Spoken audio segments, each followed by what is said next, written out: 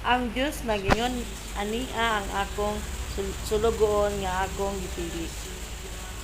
Ang akong gigugma og gikahimutan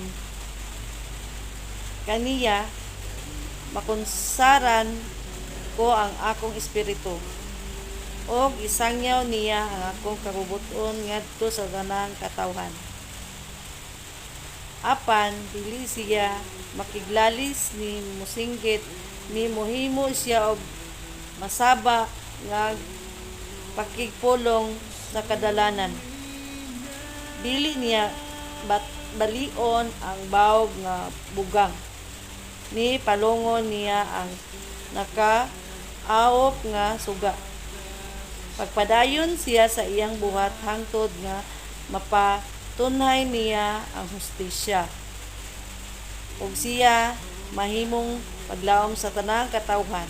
Bahin sa akong nasabtan sa akong gibasa sa Ebanghelyo,